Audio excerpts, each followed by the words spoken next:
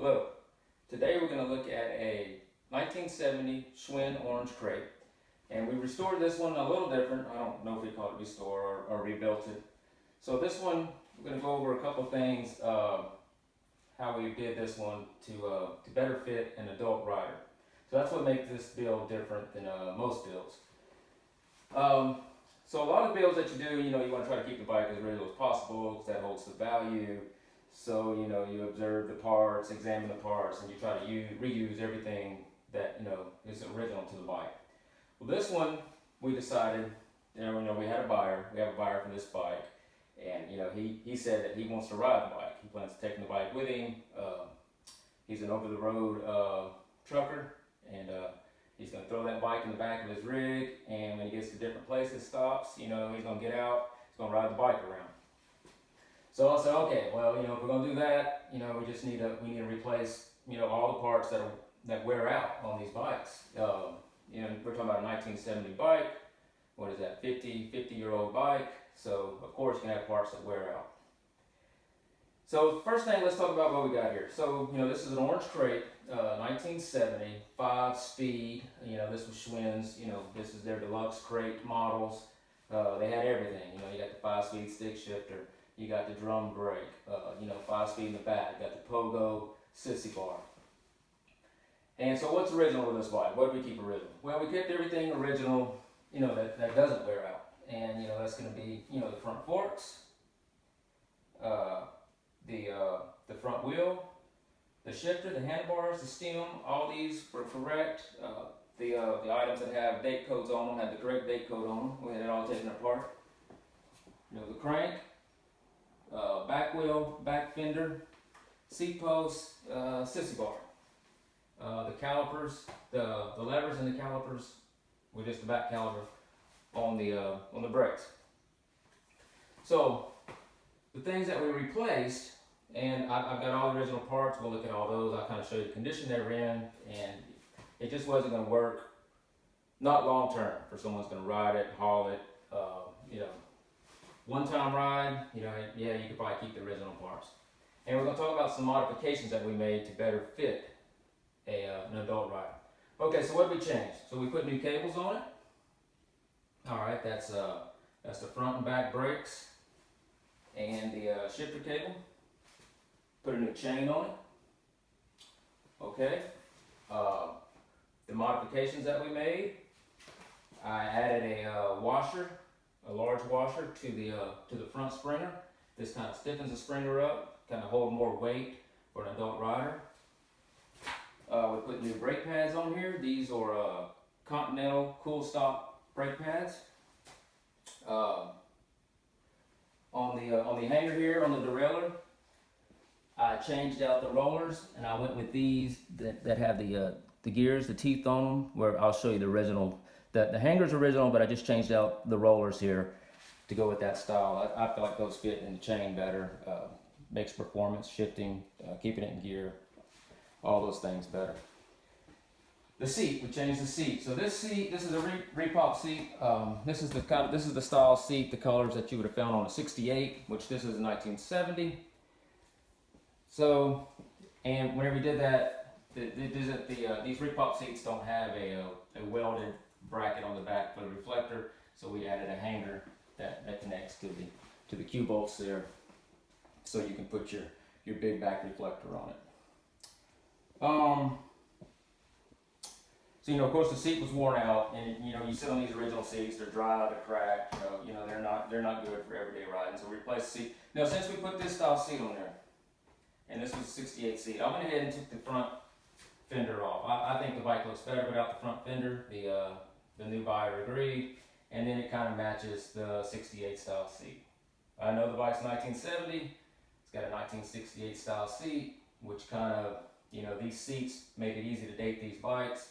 No fender matches that seat. The bike looks nice that way. All right, we're going to kind of go over the mechanics on it. Oh, before I get started, so we'll show you when I bring it down outside when we sit on it.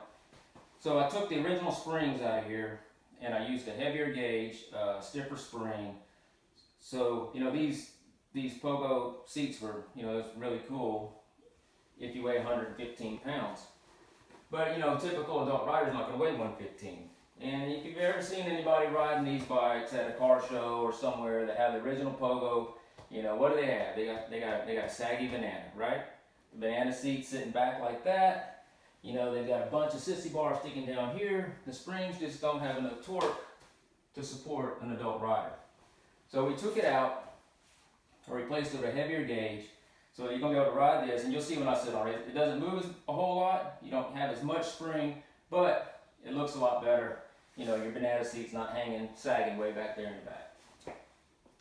Okay, as far as the drum brake goes, we took it apart. I roughed up all the surface on it, you know, cleaned it real good with solvent, you know, put it back together, rebuilt the wheel, all the bearings, everything re-greased. And so, you know, we got that stopping really well, you know, on the drum brake. So that's all original parts on the drum brake. It's just rebuilt, resurfaced everything clean. And so, you know, it's stopping, working the way it should. Now, on the back wheel, I replaced it with these brake pads. Got you way there. You know, I use these Continental Cool Stop brake pads, which they work good. They're nice and soft. They still have a pretty good look. And we'll look at the original brake pads and you'll see what the difference is. Okay, so I've tuned a lot of these bikes before. This is probably about this is probably my 6th crate that I've done. And you know, it's got the same mechanism as the regular 5-speed Schwinn Stingrays. But these bikes are always hard to get to shift properly when you try to use the original equipment. And a lot of the problem is in the chain. You know, an original chain, you can just like, you know, even when on there properly, you know, you can pull it's got slack in it. You know, your cables are stretched and worn out. And you may get it tuned once, but you know, you ride it a couple times and it's going to go out of tune. And then all of a sudden, you know, you can't get in your lowest gear and you can't get in your highest gear, and it's just shifting between 2, 3, and 4. Which a lot of people are okay with that. So, you know, I don't shift it a whole lot anyway, but putting new cables, new chain on there, changing those rollers, you know, it makes all the difference in the world when it comes to shifting these bikes and keeping the tune on them. All right, let's see. We're in the high gear, smallest sprocket.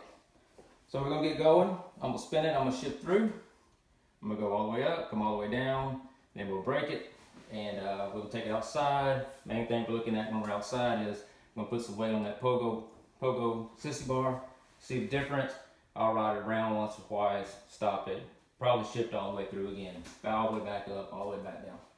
All right, here we go. All right, so this is nice and easy.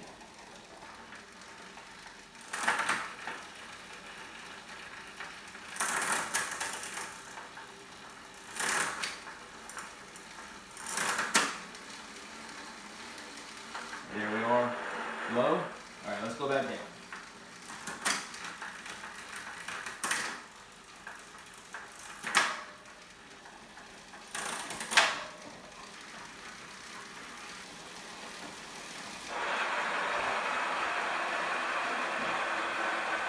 All right, I'm gonna stop it. I'm on the wrong thing. There we go. Okay, so we replaced the tires, obviously. Well, I went with these slicker grips, got the orange stripe on it, you know. I always like those, looks good. It's good for riding, got a little tread on it. And we put a new front tire on it also. You know, that's a repop, 16-inch front tire. And they sell all these. You can find all this stuff on eBay. Cables, tires, you know, bicycle bones on eBay. The BMX shop there, I think it's called Pork Chop. You can find all this stuff. All this stuff replaced, you know, any parts that are used. So let's take a quick look. Okay? So here we are. Look at this. Look at this. This is the original tube. Came out of that bike. Still got the Schwinn marking on it. That's from your front tube.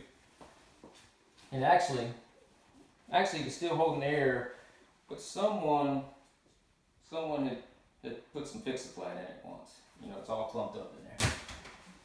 All right, we got the back tube. This one wasn't holding air too well anymore, but it is also an original tube. Original Schwinn approved bicycle tube, 50 years old. Got the front wheel, you know, got the Schwinn wheel, and this is what we're talking about here. You see these cracks in it, you know, there you go. I mean, that's, you know, you don't really want to be riding on that. Replaced it with a repop tire. Same thing with the back wheel. back tire.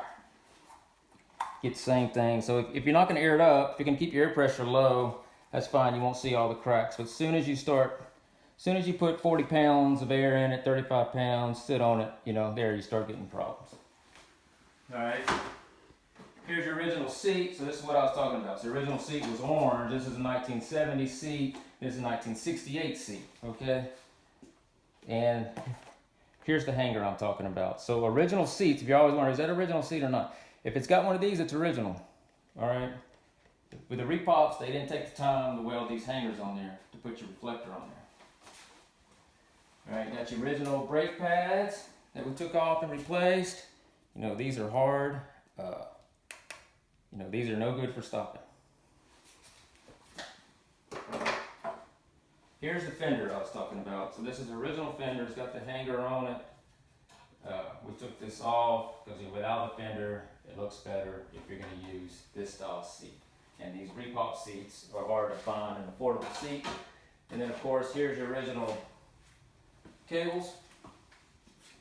Here's your original colors, and a lot of this is brittle, it's coming apart. It's got holes in it, and then of course your cables just get stretched, and it's just hard to hold your tune once you get them shifted with these original cables. And of course I got the original chain. All right, these chains just get wore out. This bike was obviously ridden. I think this bike was probably ridden a lot. This wasn't one that was bought, put in the garage. Sometimes you find these crates or any bike, maybe the kid got it when he was 14. 12 months later he had his driver's license, the bike hardly got ridden. That's not the case with this one. This one was ridden a lot. And now it's ready to be ridden again. Not all the parts are original on it anymore, but it's ready to be ridden. All right, so we're gonna take it down. Main focus is gonna be on that back pogo stick. I'll ride it around a little small circle, shift it a couple times, and that's it. And this is just some information for those guys who are wanting to ride their crates.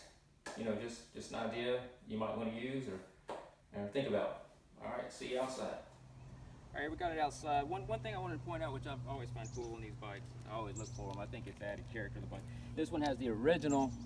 I don't know if it's original, but it has a license, bicycle license. That's Hoffman Estates. I can't remember now, but I think I looked it up once. I think it's outside of Chicago. Okay, so here we go. We got the bike out. We are where we left off in high gear. All right, so now I'm gonna sit on it. All right, so I got all, if you don't update those springs, you're even someone, I'm at about 170, okay? Even at 170, you got a saggy banana. Your banana seat is down in the back, higher in the front, and then every time you get off of it, you gotta do this. You gotta pull it up because it stays down there with these worn out springs.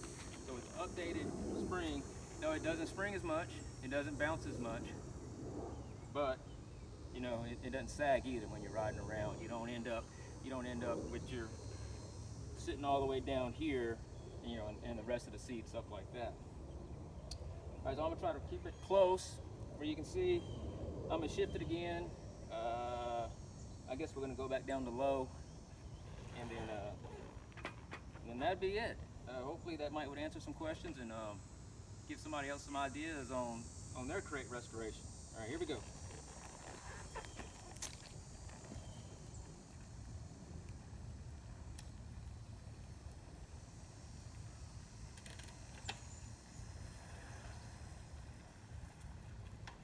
All right, so I ought to be in 2,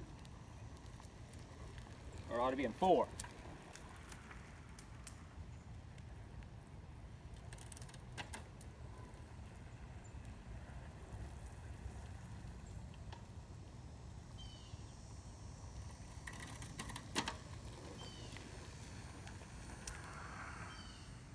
One more.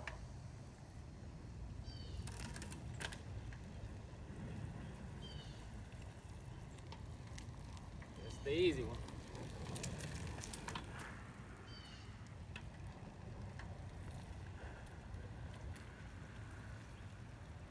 All right, we're gonna stop it.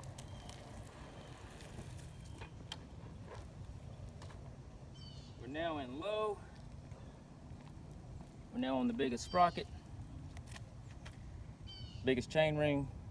Use the right terminology. I get fussed at sometimes on the comments on that one. Biggest chain ring, and you know, easiest one to pedal. Shifts great, stops great. You know, someone's gonna take it with them. Ride it every couple of days. Nice, easy riding, just like I was doing. It's gonna be perfect. It's gonna be a perfect fit for what they're doing. No problems, no short-term problems or long-term problems. All right, thank you for watching, and we'll try to have some new videos out pretty soon.